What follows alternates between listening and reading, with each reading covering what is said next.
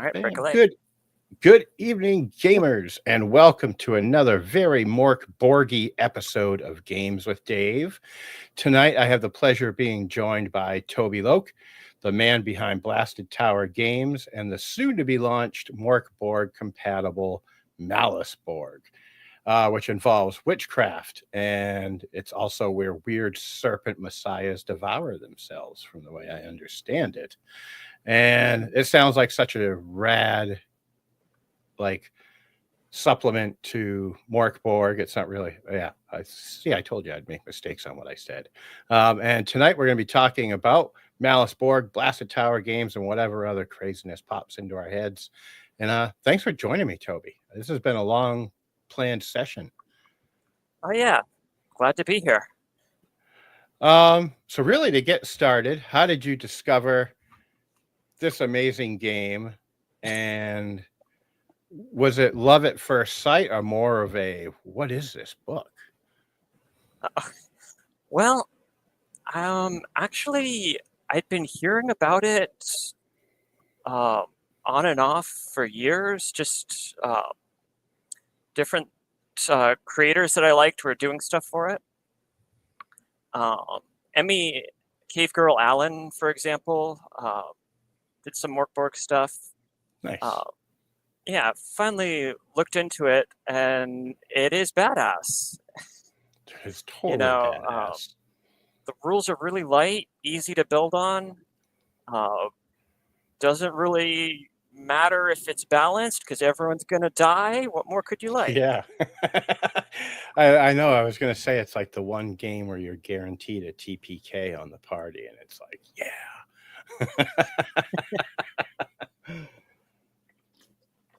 Pardon me. So the Kickstarter, what are your plans, and when do you plan on launching the Kickstarter? And am I saying it right, Malus Borg? Yep. It's Malus Borg because the Malus Maleficarum, the Witch's Hammer, the infamous book of witch hunting. That's where the name comes from. Oh, very cool. All right. The plan is thinking right now January. I don't have a date pinned down quite yet because I'm still working on a couple things, but yeah, it should be January. Should give me enough time to get everything done. Nice. Yeah. And are you planning? Oh, sorry. No, I'm just gonna say all of the text is finished. I got about 80% of the layout finished. Closing in on it. Nice. And you're doing this all yourself, you were saying before we went live. Yeah. So like a modern day Renaissance man with RPGs. I love it. Yeah. Yeah, I'm doing all the art myself. Well, the majority of the art myself. I'm doing all the layout and design myself, all the writing. The point of the Kickstarter is to raise money to buy a couple more art pieces from a guy I like. Just things I think he would be better at than I would. I want to get custom portraits of every class in the book, just in his style. I think that would be awesome. Nice. And who is this mystery man? Oh, it's a guy. I don't think he's that well known yet, but it's Alex Cito. He's on Fiverr, and he does these badass fantasy, like dark fantasy illustrations. Nice. I'll have to check him out. Yeah, I've used him a couple times before for some pieces and always loved it. He's really fast and he does awesome stuff. Nice. You can't beat that. Yeah. Now, are you planning on going hardcover or softcover with the book? Planning to go hardcover through Drive-Through RPG. Oh, nice. So it'll be like POD type thing? Or... Yeah. I mean, it's my first time out doing a physical release, so I want to keep it as simple as possible. Make sure what? Did I lose you? Oh, I don't know. Having some weird issues with my headset, I think. Oh, weird. Yeah, I'm getting like feedback, so I'm hearing what you're saying like a minute ago. Oh, weird. Yeah. I wonder why. Huh. I don't know. And I'm hearing what I'm saying like 2 minutes ago. That's weird. I wonder if you went into the settings. Because down at the bottom, there should be a little gear for the settings. And if you go in there and go to audio and kind of mess with the different options for the headphones, I'm sure folks will be patient. They usually are. Because it's inevitable that something goes wonky with the show here and there. So, and I don't want you hearing weird shit. Yeah.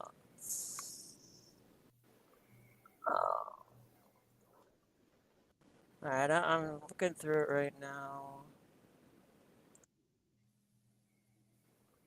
I didn't even think of it. Oh, now I'm hearing. Weird. Right now. This is going to get crazy. Oh, now I'm hearing. Weird. Right now.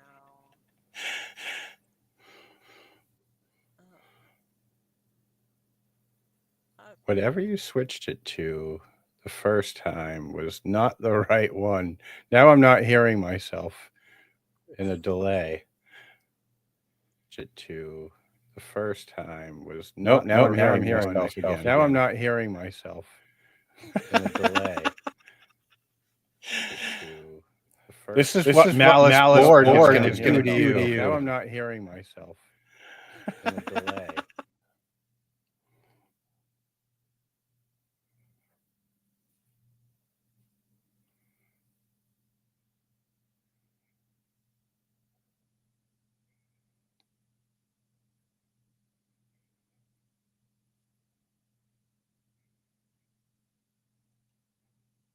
Let me see. Can you hear me okay now? I can't hear you. I think you're muted.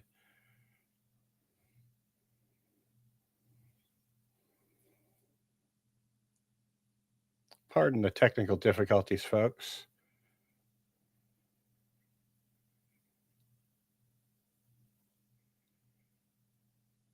We will get this figured out. Stick with us, because we're going to have fun.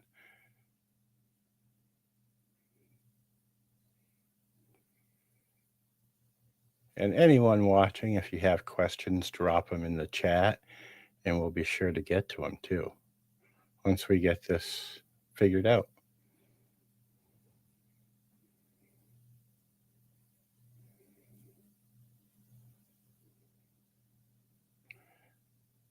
I almost think with this guy we've got in the background, we should have left it so you could hear all the echoing and everything.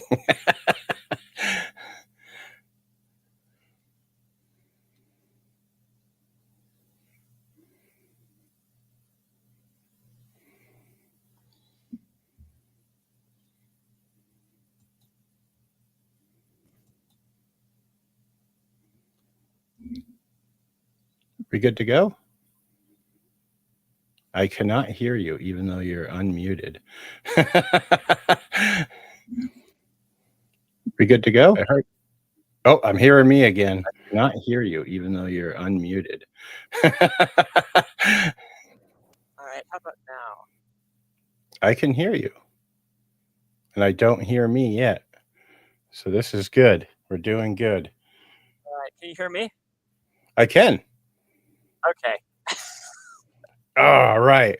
So the witch is out of the system. So well, sort of. I'm still getting some weird stuff, but I can live with it maybe. Weird. I wonder, let me make sure I don't have anything weird on my audio or anything. No, everything's set up the way I always have it. Weird. Are you still hearing like the delayed me? Or... Yeah, I am. That's so weird. So you're hearing me talk now, and then you're getting that weird delay, like echo of like myself repeating me. Oh man. I wish there were a way to pause this, because if I end it, we wouldn't be able to go back live on the same stream, and we could work out the kinks. But I don't know. I'll just see if I can. I should be able to. If I get confused, it's probably because I'm hearing you, and just Again. I can deal with it. Okay. I thought it was funny. I'm just wondering what folks on the outside are hearing. If you're hearing any weird stuff out there, folks, drop it in the chat and let us know for sure. Where were we? Let's see. I just talked about the Kickstarter when it was going to And be then hardcover, softcover. hardcover. Yeah, that was yeah. So we said it was going to be print on demand. We got there, and Yeah. what are some of the cool stretch? Are you going to have any stretch goals with this being your first I'm gonna project? have one stretch goal. So it's at least that's the current plan. I'm going for basic level is just the PDF. Hit the stretch goal unlocks the physical release of the book, and that's going to be hardcover. And then really simple options, at the different tiers. You can either support it for $1. You can get the PDF, you can get the book, or you can get the book and the PDF. Nothing confusing. Nice. Yeah, dude, I think you're smart to keep it like simple for your first go round. I mean, I've published a bunch of PDF products before, but it's my first time doing an actual book, so I want to make sure it works out. I can't wait from what I've seen from what you sent me. It looks nice. super spooky and super cool. Thank you. So could you give me the elevator pitch for Malus Borg? Okay. Heretical classes and Faustian feats for Mork Borg. That's the elevator pitch, or that's the tagline. So it's a collection of 5 classes I've already released, and a new one that hasn't been released yet. And they're all like heretics and insane people with weird powers, of course. And then there's a mini system using unheroic feats where you can enter into a shady deal with some shady powers in the universe. Like there's one for pacting with the devil, there's one for pacting with the king of fairies, and there's another one for pacting with the queen of fairies.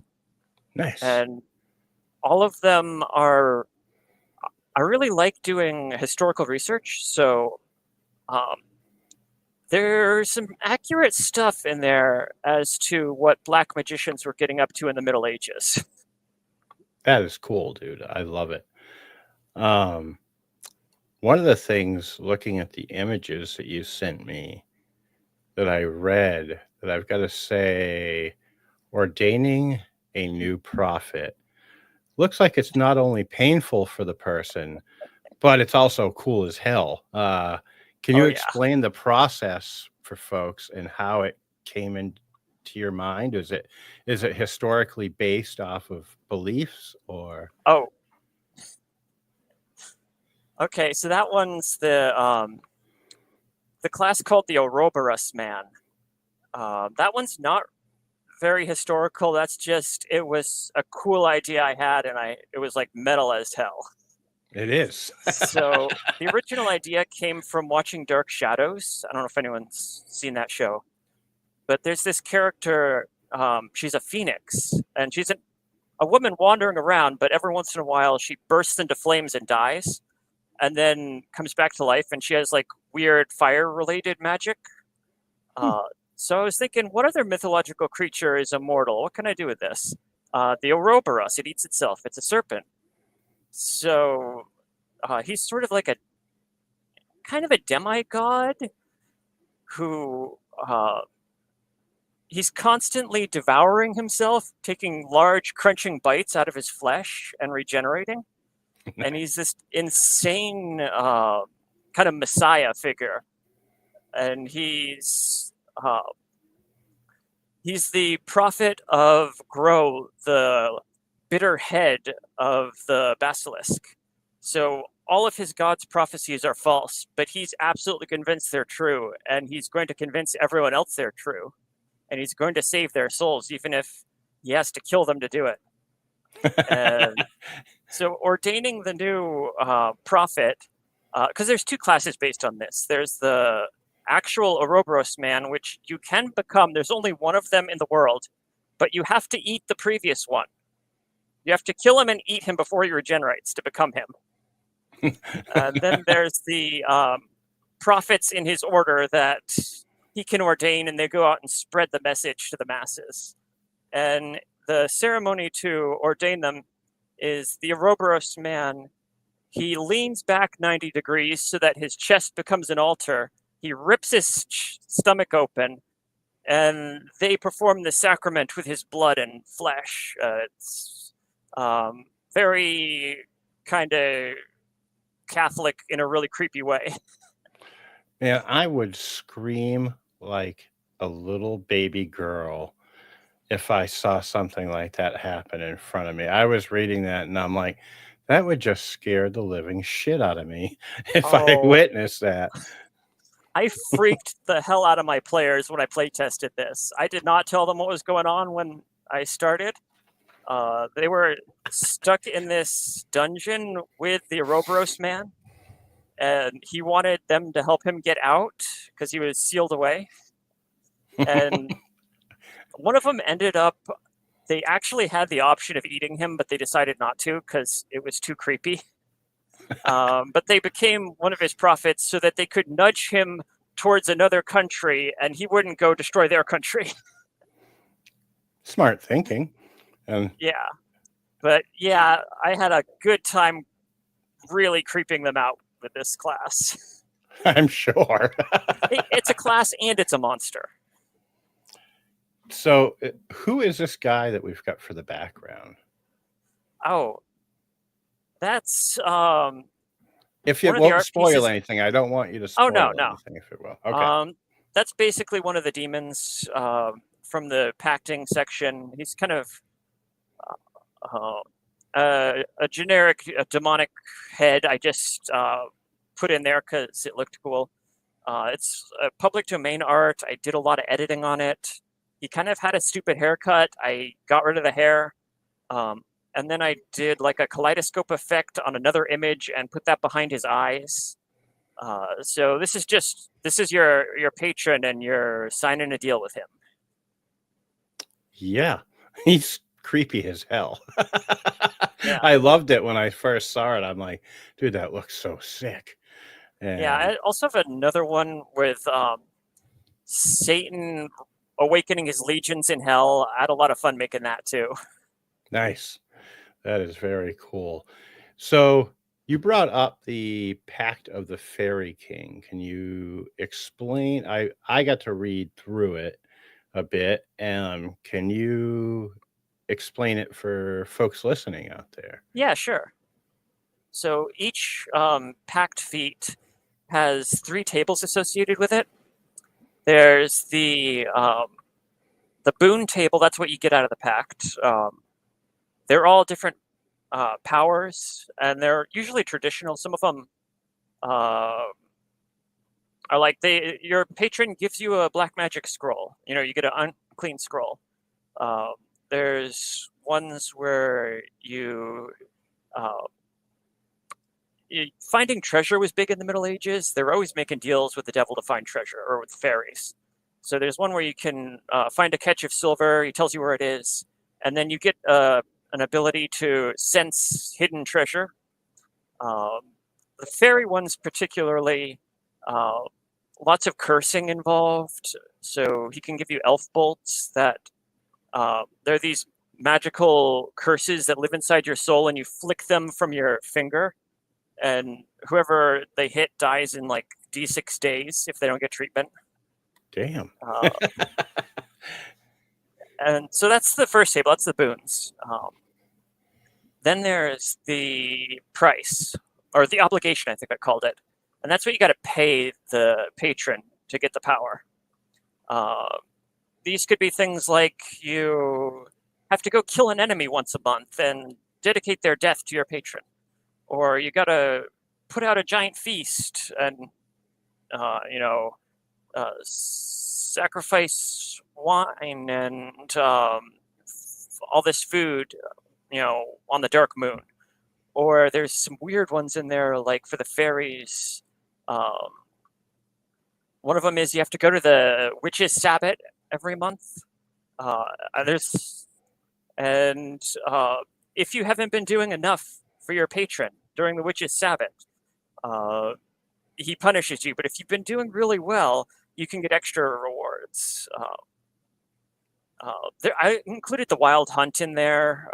Your soul leaves your body, and then you have a roll. Do you turn into one of the hounds or horses and have a terrible night where you don't get any HP back? Or do you actually get honored to ride with the hunt, and you're up there cursing anyone who's abroad at night to die? A lot of stuff like that. A lot of stuff in between those two extremes. And each patron has a different set of tables, so the prices are all different. Some of them overlap. And then the third table is the Witchbane table.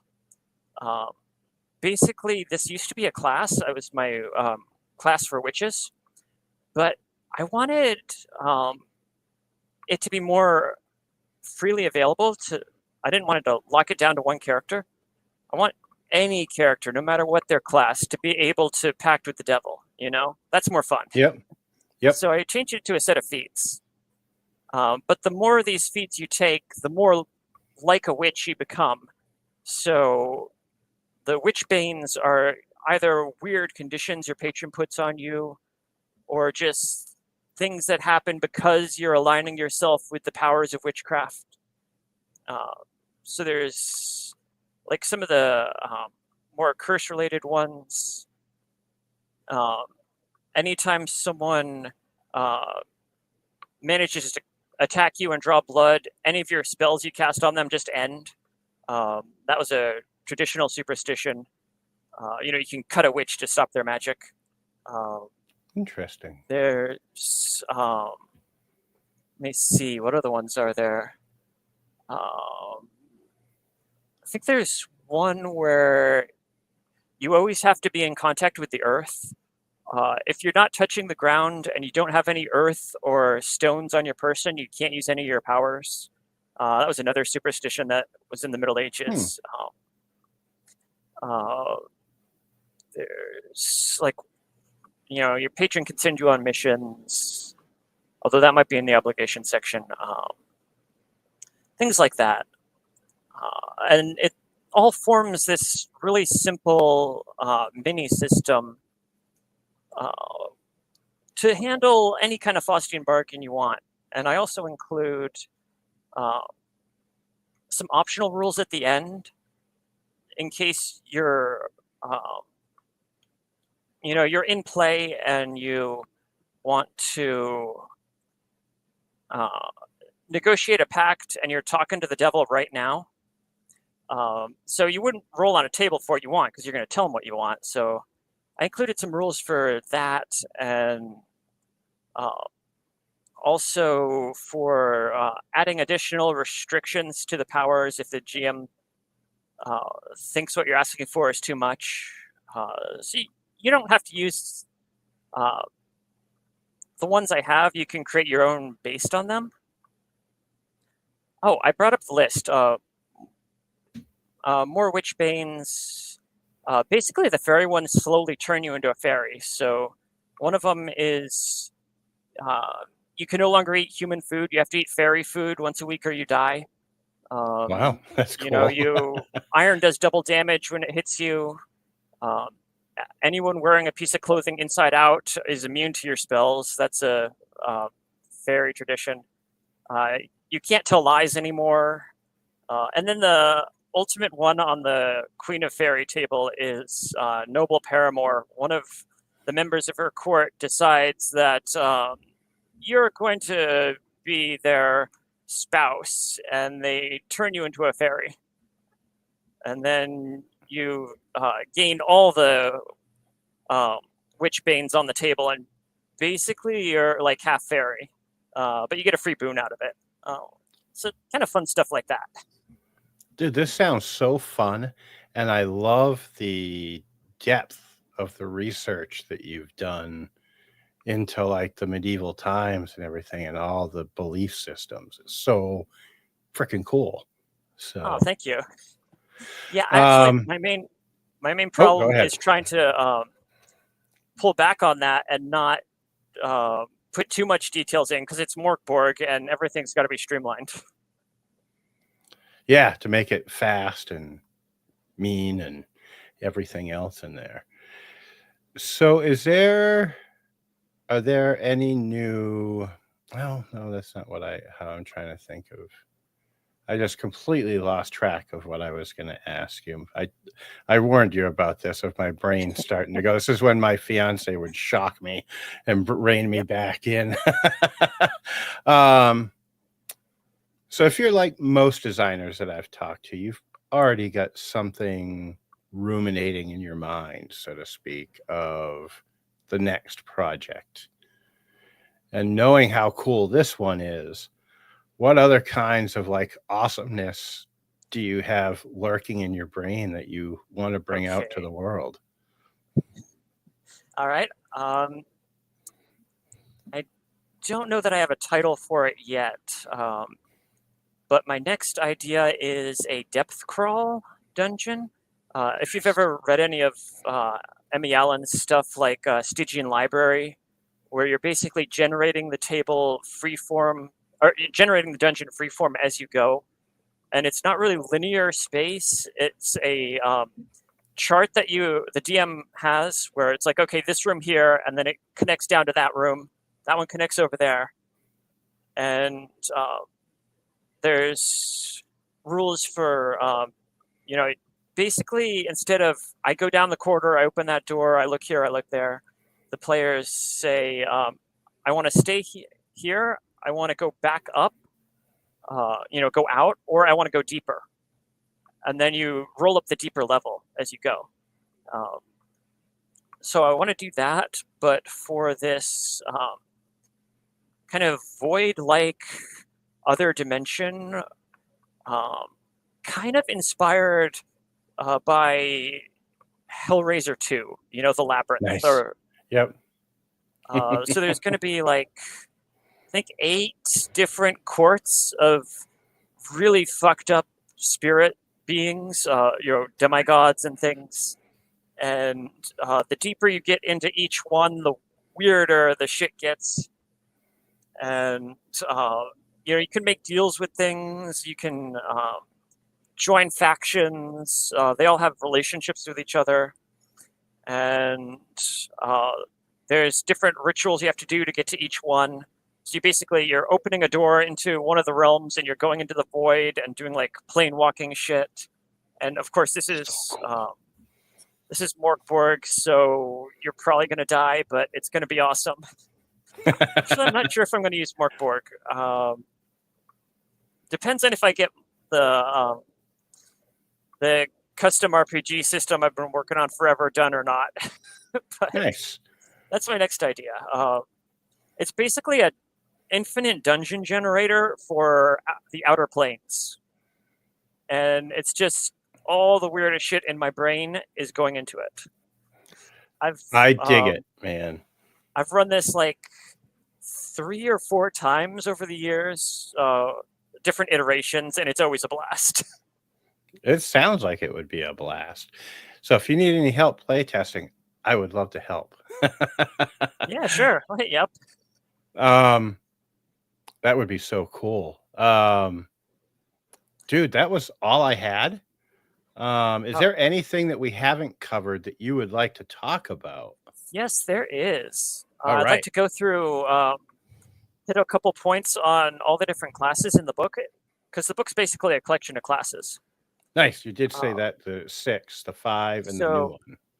First one in there is called the Saint Butcher, and Holy Relic's got to come from somewhere, right? So this is a capitalist, society. So there's got to be a guy that specializes in hunting down the saints and cutting off their hands and fingers, and selling them as holy relics. So there's a couple ways it can go. Either you just you're a merchant and you buy and sell black market holy relics, or you have skills that help you befriend saints and nurture them along their path to holiness so that they get until they're ripe for the reaping. And then you have bonuses to killing them and stuff. Crazy. And then the other cool thing about that, there's some rules for what happens if you start eating the holy relics and start getting addicted to holy flesh and turning into a demon of light. Oh man. So that's fun.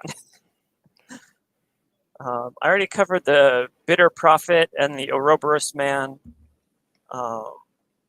There's the Saint of Calamity, which is a cross between Highlander and Elric. So there's all these warriors wandering around the world, and they've got doom blades, and the doom blades thirst for blood, and they're killing each other, and each time they do, they absorb the power from the fallen warrior's weapon, and theirs gets stronger.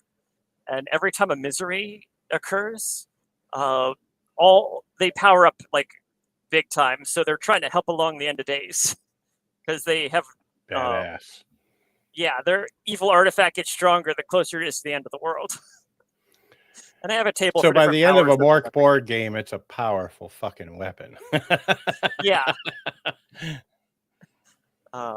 So you automatically scale up, but don't lose your weapon because that's all you've got going for you. Then there's the stab monk.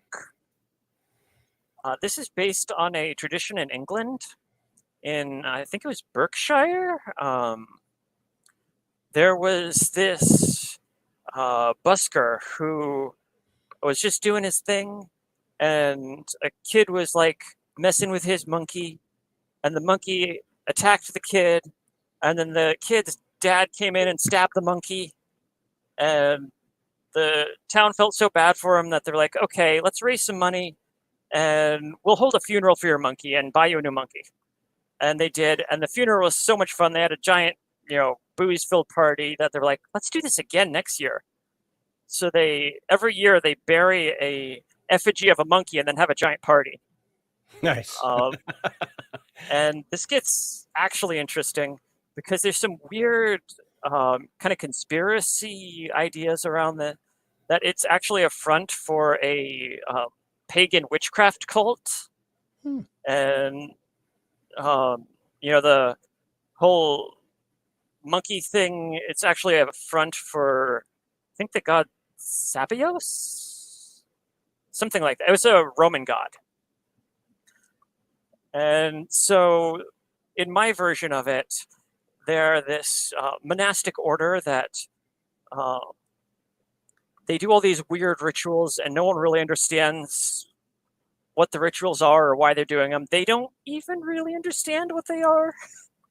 But they get some kind of weird demon powers out of it, and they also control all the crime in the nearby area. So they're like mafia priests, if that makes sense, that have demon powers, and they have like dozens of knives under their habit, and they're willing to pull them out at any moment and stab someone before they cross them. I love it. Yeah, that was one of the ones I commissioned a piece of art from that guy, and he really nailed the image, the concept I had in my mind of a priest with about 1,000 daggers on his body, forming like a set of scale mail. Yeah, I was gonna say I almost picture it being like a coat of armor on him. Yeah, I call it the coat of thorns. That's one of the benefits you can get if you raise higher up in the order. Sick. And then the final class, the one that I haven't released yet, is called the Solomonar. And it's based on folklore about a school run by the devil. And the legend goes that every 7 years, 10 students join the school, and it's this cavern underground. No one really knows where it is. Maybe it's in Spain, who knows? Maybe it's in the Balkans or something. And there's no teachers in the school. You're just sitting there on the ground in the dark, and ghostly hands come out of the walls to give you grimoires that you study. And when you ask questions, the answers either appear on the wall in ghostly flames, or the contents of your book changes. And then every once in a while, like, monsters come up from the deeps, and you have to fight them off to survive. Nice. And then at the end of your school term, there's a ritual foot race out of the school. The school's called the Skullomance. And the last student out the cave door pays the tuition for the entire class with his soul, and the devil now owns his soul. So I included that on the list of powers. There's 10 powers to make the odds correct. And if you roll a 1, you were the last one out the door, because, you have a 1 in 10 chance. And now you're the slave of the devil, and he can order you around, and you have to go do missions for him. Dude, this sounds so badass. Like, so this they're is kind going of to be like, one of the things I'm there for day one. yeah, they're kind of like undead wizards, and they're like the best wizards in the world, but they're really messed up. And so some of their powers are things like they can talk to all things. So they can talk to a knife at a murder scene, but they can also talk to the concept of murder. And there's different rules for what they do, but they can get different information like that. They also, I included a upgraded power from the, I think it was the Esoteric Hermit, where they can just pull spells out of the ether. So they're a supreme adept of the Invisible College instead of just a member of the Invisible College. So they have more access to the Void Library, and they can specify some of the stuff they get out of it instead of it being random. So rad. Yeah, so if you want to play a crazy undead wizard, that's the one for you. And I had a lot of fun playtesting this one.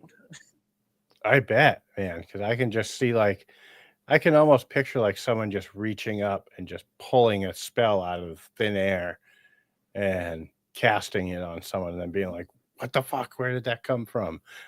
Yeah. And it's like one use, so it goes back to the void after you use it. I did a couple things to balance it. Like, you get to choose whether you want a couple of random spells for the day, or if you want one spell that you specify, kind of idea. Very cool, man. What else did I miss that you would like to cover?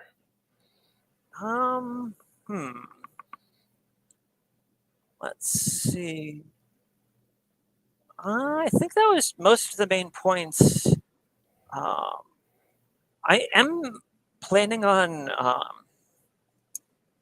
if I have time, going through and adding extra options to each of the classes. Since I've already published them all, it'd be cool if you got something extra in the book.